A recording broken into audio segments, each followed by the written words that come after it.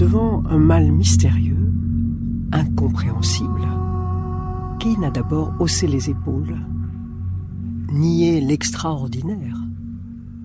Au printemps 1899, je séjournais à Boscastle, en Cornouailles. C'est ce qui m'a valu d'être la dernière personne à voir Graham Smith avant son très long sommeil.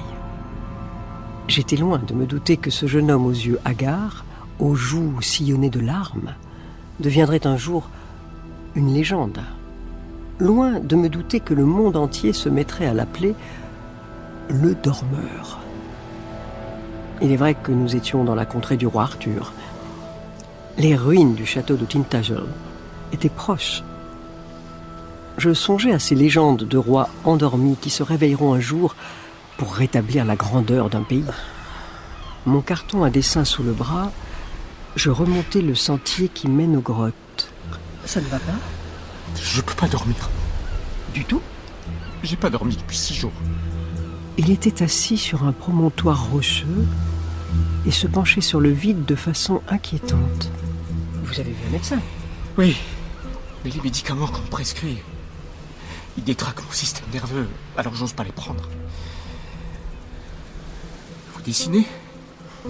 Ce carton sous votre bras ? Oh, c'est juste des esquisses. Catherine Isbister, aquarelliste obstinée.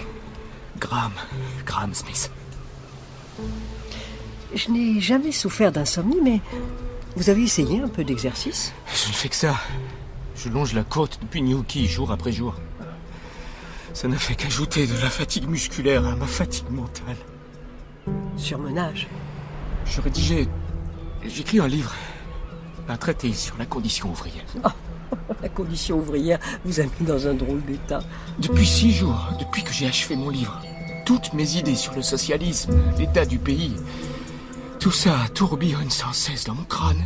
C'est un torrent de pensées qui ne vont nulle part et me mènent droit... Droit... Où ? Au gouffre. Vous devez dormir. Graham, vous avez juste un très grand besoin de sommeil.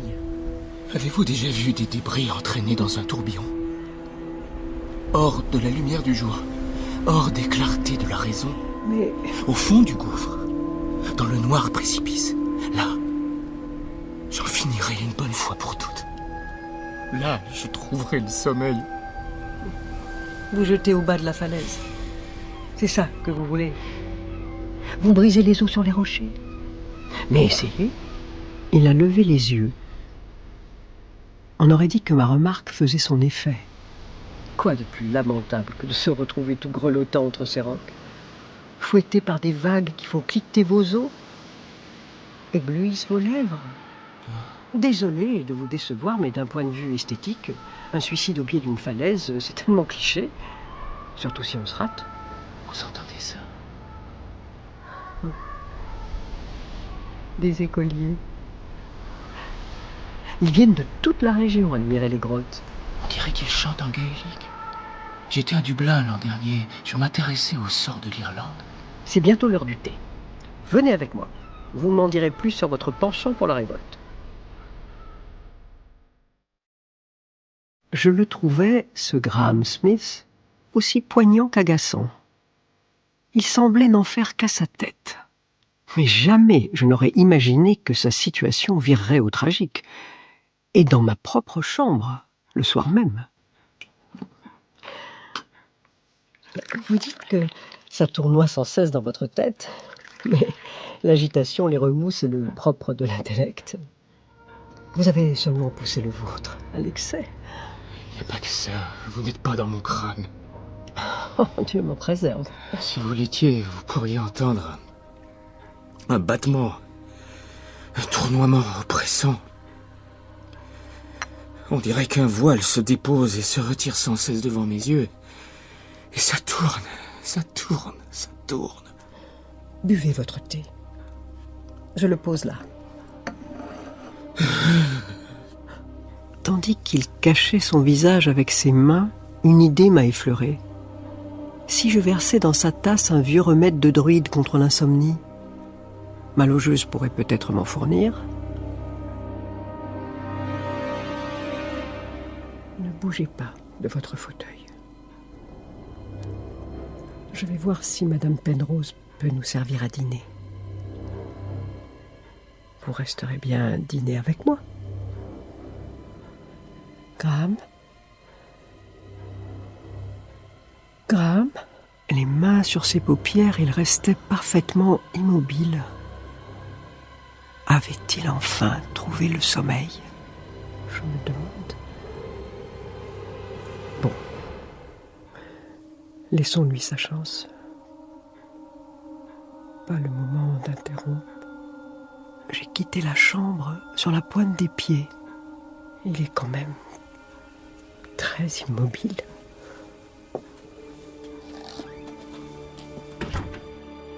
Je suis restée un peu dans le jardin. À travers la fenêtre, par-dessus les capuchons de moine, leurs pétales ressemblaient à des têtes tournées en tous sens, je pouvais observer Graham. Madame Isbister, il y a un jeune homme dans votre chambre? Madame Penrose, je vous explique, il est convalescent. Convalescent? Il vient seulement de s'endormir après 6 nuits de veille. 6 nuits de veille. Pourrez-vous servir le dîner dans ma chambre? Ce n'est pas habituel. Je vais voir ce que je peux vous préparer. Il doit me rester du Welsh et de la tarte aux pommes. Mais ce n'est pas habituel. Quand les premières chauves-souris sont apparues, j'ai regagné ma chambre. C'était l'heure où les marins poussent la chansonnette. De quoi réveiller un... J'ai soulevé la lampe.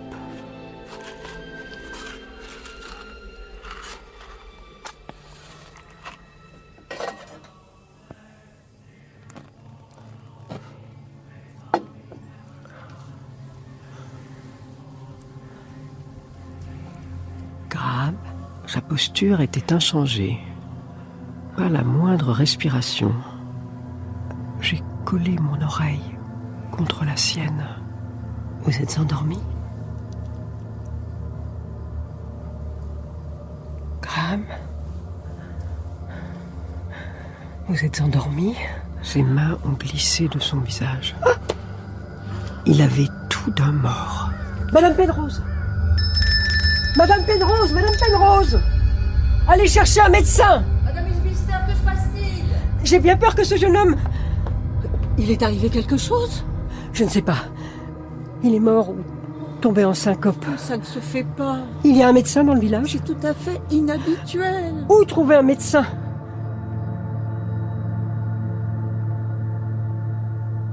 À l'heure où je rédige ces mémoires, il y a peu d'espoir que Graham se réveille un jour. En tout cas, de mon vivant. Mais en refermant ce chapitre de ma vie, cette brève rencontre avec Graham Smith, je me dois de noter qu'elle a coïncidé avec le début de la période la plus créative de mon existence. Ma visite des grottes de Pintargun et, semble-t-il, ma rencontre avec le dormeur ont décidé de l'orientation ultérieure de ma peinture. L'inconscient, le sommeil, la transe y ont pris une place décisive. Et je n'ai plus jamais regardé en arrière. J'admirais vos toiles. Celle-ci semble la plus ancienne. Les grottes de Pintargun. Elles datent de l'année où Graham est tombé en catalepsie. 1899. 31 ans après, il dort encore. Si on peut appeler ça dormir. Au sujet de Graham. Il n'est jamais loin de mes pensées. Vous savez, même si je ne suis pas allé le voir depuis, à quoi ressemble-t-il aujourd'hui? Oh, toujours dans son caisson transparent à l'Académie royale de médecine, en longue chemise blanche, avec des marques d'injection sur le bras. Pas mort le moins du monde, et pas vivant non plus. Le cas de catalepsie le plus long de l'histoire médicale. Pensez qu'il n'a entendu parler ni de la guerre, ni de la révolution bolchevique. Elle l'aurait pourtant captivé. ni du krach de l'an dernier. Justement, Allez-vous me dire, mon cher Warming, que Graham, même s'il n'en a cure, est ruiné comme tout le monde? justement non. Depuis que vous m'avez chargé, il y a bientôt un quart de siècle, de former un trust au nom de Graham Smith, sa fortune, modeste à l'origine, n'a fait qu'augmenter. Le krach d'octobre lui a largement profité. Je venais de tout revendre pour investir dans l'automobile et le pétrole. Oh, le temps joue de ses tours. Graham, s'il se réveille un jour, se réveillera riche. C'est d'une ironie. Lui qui écrivait des pamphlets socialistes. Et s'il se réveille, les médecins qui l'ont examiné pensent que sa léthargie pourrait durer des décennies encore. Nous devons en tenir compte. Imaginez si ses intérêts tombaient entre les mains de... Vous voulez dire son argent? Le trust ne le protège-t-il pas?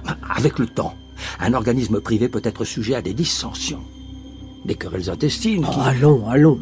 Mais tandis qu'une fondation ou une institution publique... À quelle institution faites-vous confiance, Warming? Même l'Académie royale de médecine ne veut plus s'encombrer du corps de Graham, le dormeur, comme ils l'appellent. Pour eux, il n'a même plus de nom. Il est vrai que son sommeil soulève des questions épineuses. Et qu'en sera-t-il de son réveil? Je donnerai tout pour être là, le jour de son réveil. Juste pour entendre ce qu'il aurait à dire sur le monde tel qu'il va. Oh, je serais curieux de le savoir, Madame Isbister. Mais il est probable que ni vous, ni moi... Moi, dont le terme est si proche. ne le verrons s'éveiller. Ou qui sait? Qui sait? Peut-être ne s'éveillera-t-il jamais. Peut-être traversera-t-il les âges pour finir par s'éteindre sans avoir profité d'aucun. Für dich eingesetzt habe, dass ich anständig gehe, tu jetzt ein Stiller. Wenn ja, Germany has reduced the tentative diplomatique de ces dernières heures pour éviter les hostilités. À Londres, l'Académie royale de médecine vient d'approuver le transfert du corps de Graham Smith. Cet homme entré en catatonie il y a 40 ans et dont les fonctions vitales restent intactes. Son corps a donc été transféré à un organisme privé, le Smith Trust, déjà chargé d'administrer sa fortune, estimée aujourd'hui à 10 millions de livres sterling. An iron curtain has descended across. So, an extraordinary night of euphoria in Berlin within hours of East Germany's decision to let its people fraternisant go au sommet by du opening mur the de doors to the Berlin. West. Toujours aucun signe d'éveil pour Graham Smith, le dormeur qui fête aujourd'hui ses 120 ans dans les caissons à oxygène qu'il abrite. Le Smith Trust, qui gère un fonds d'investissement évalué aujourd'hui à 1 milliard de livres sterling, s'est abstenu. Today, our fellow citizens, our way of life, our very freedom came under attack in a series of deliberate, Wir haben so vieles deadly geschafft, wir schaffen das. terrorist acts. Wir schaffen das und wo uns etwas im Wege steht, muss es überwunden. Et nous sommes le 5 octobre 2032, il est 8h, le journal de Natacha Triou. Bonjour Natacha. Bonjour Guillaume, bonjour à toutes, bonjour à tous. Il aurait 163 ans s'il se réveillait aujourd'hui. Mais le Britannique Graham Smith, entré en léthargie à la fin du 19e siècle, reste plongé dans le sommeil. À force d'investissements lucratifs, notamment dans le secteur des éoliennes, la fondation privée qui gère sa fortune serait aujourd'hui la plus riche du monde. Elle n'a pas souhaité répondre à nos questions. L'intelligence artificielle.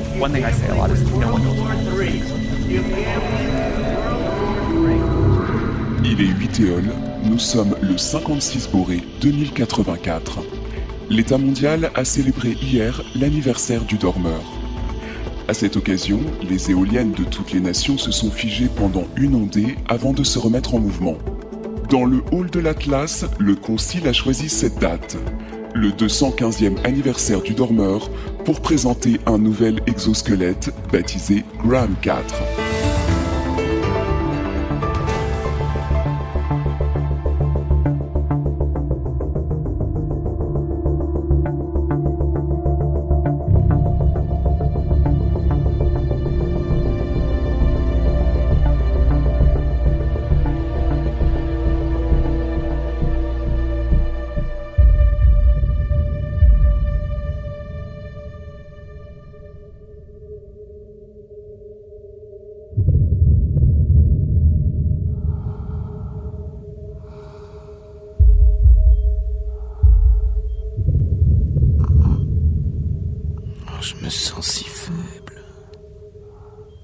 Mes membres ankylosés à un point.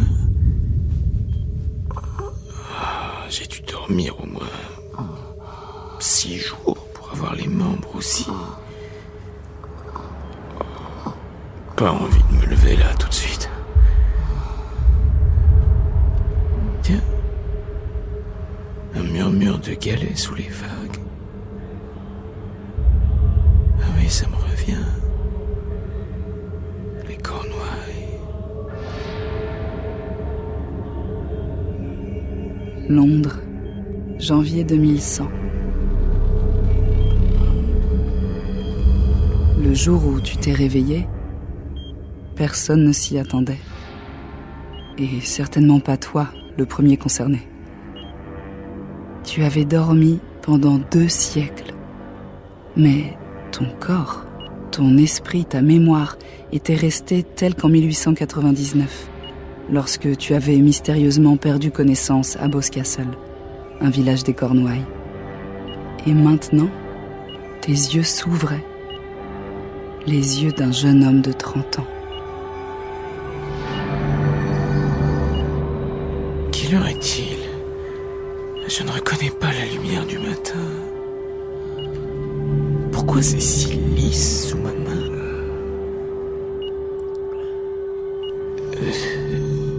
Est-ce que j'ai été déplacé ? Où est-ce que je suis ? Jamais vu cet endroit.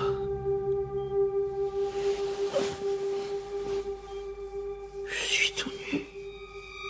Tu parlais à haute voix, mais dans cette vaste pièce en rotonde, il n'y avait personne pour te répondre. Des appareils étranges, munis de cadrans lumineux, te fixaient en silence. On m'a transporté ici, dans mon sommeil. C'est bientôt l'heure du thé. Venez avec moi. Vous m'en direz plus sur votre penchant pour la révolte. L'aquarelliste sur la falaise. Elle n'est plus là. Je ne suis pas à Boscastle. Des marques de prévenance au pied du lit t'intriguaient. Quelqu'un a laissé un verre d'eau près de ces chaises étranges. J'ai faim et soif. Ça revigore.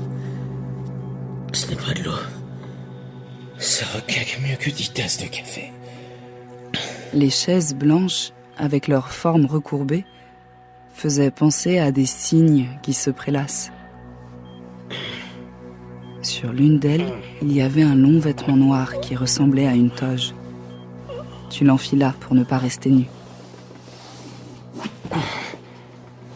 Il y a du monde là-bas, on dirait. Au bas de ces escaliers. Tu descendis la première volée de marche. Des couloirs. Et aucune porte nulle part. Y a quelqu'un ? Là. Des ombres qui passent. Ohé ! Ohé ! Ce que j'ai pris pour des silhouettes fuyantes n'était autre que... À travers une paroi en verre, des ombres gigantesques balayaient la lumière à intervalles réguliers.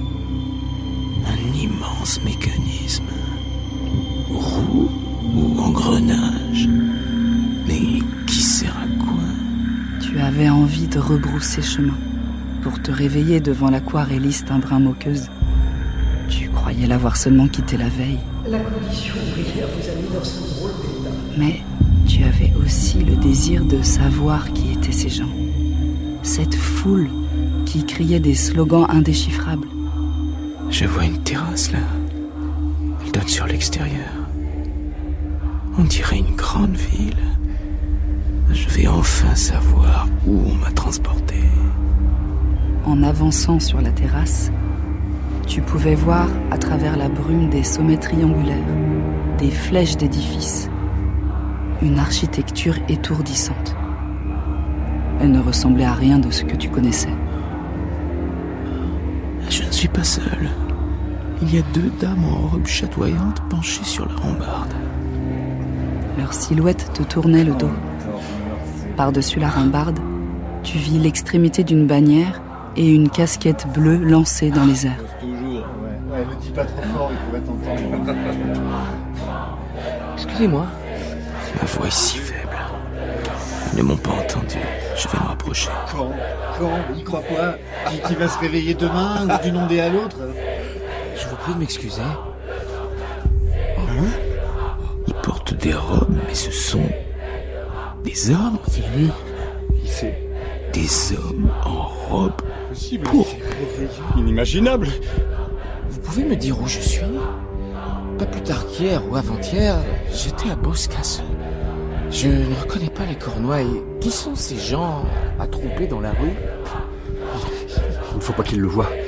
Les conséquences seraient gravissimes. Non, votre excellence. Non, n'approchez pas.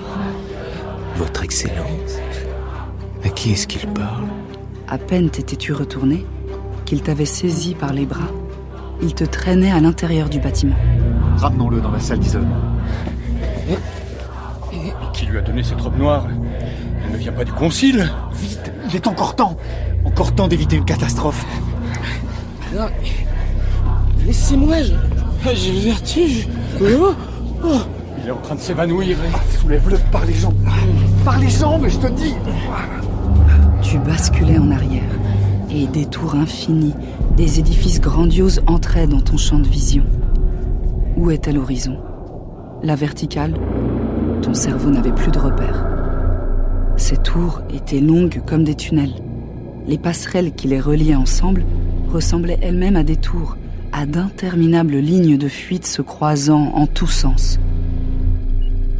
Quel rêve étrange. Inexplicable. Mais tout va rentrer dans l'ordre. Il suffit que je me réveille. Que je me réveille pour de bon. Mais qu'est-ce qui a provoqué son réveil? Personne ne se trouvait avec lui. Mais comment est-ce possible? Ils m'ont ramené sur le matelas. Qui était de garde? On est tous de garde. Dans la grande salle Toujours ronde. le moment où le dormeur se trouve seul dans la salle d'isolement. Non, mais vous vous rendez compte?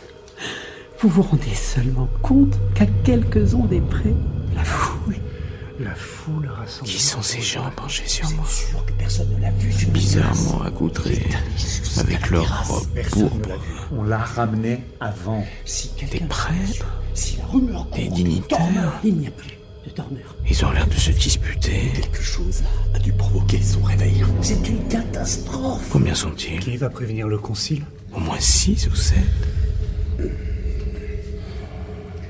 J'aimerais bien qu'on m'explique comment il a pu s'éveiller. Mais c'est nous qui allons devoir nous expliquer. Ça aurait pu arriver hier ou demain. Il a fallu que ça tombe sur nous. Attendez, gardons notre sang-froid. Il va peut-être se rendormir. Tout a basculé, je vous dis. Et cette jeune femme Chut, taisez-vous. qui reste silencieuse. Il nous regarde. Tenez. Buvez ça.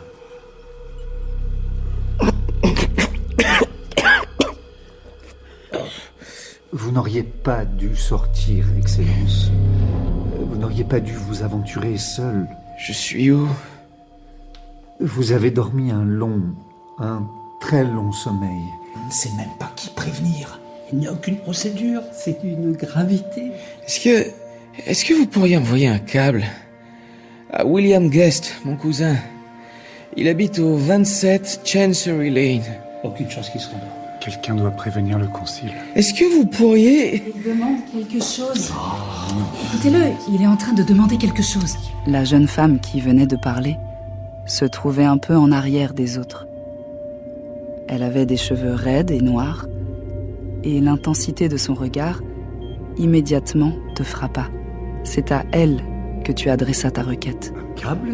Il veut dire un télégramme électrique. Mais comment elle sait ça? J'ai étudié son époque. Mon époque? Je crains qu'il soit difficile de câbler à votre cousin. Il n'est pas à Londres en ce moment. Mais ne vous en faites pas. Vous avez dormi très longtemps. Combien de temps? Plus de quelques mois? Quelques années? Beaucoup plus que ça. Mais combien? Plus d'une douzaine d'années. Une quoi? Il ignore le système duodécimal, évidemment. Mais arrêtez de le torturer. Dites-lui la vérité. Puisque son Excellence désire savoir, vous venez de vous réveiller après 2 siècles de léthargie. Ça n'a pas de sens. Une léthargie ne dure pas 200 ans. Il y a encore quelques jours, j'étais à Boscastle, en Cornouailles. Vous y étiez, en effet. On vous a transporté ici pendant votre sommeil. L'auberge de Madame Penrose a été conservée. De nos jours, c'est un lieu de pèlerinage. J'étais avec une dame, l'aquarelliste. Mais si c'était il y a 200 ans, tous les gens que je connais, toutes les personnes que j'ai vues ou auxquelles j'ai parlé avant de m'endormir,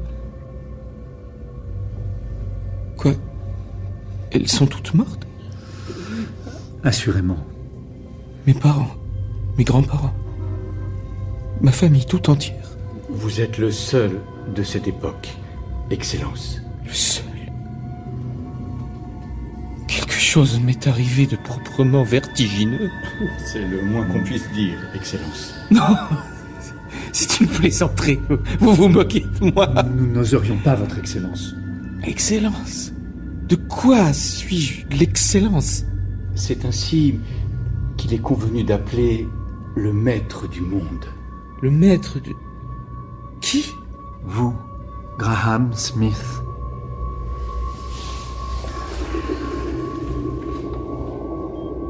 À ce nom, baissant les yeux au sol, tous s'agenouillèrent. Seule la jeune femme gardait les yeux sur toi.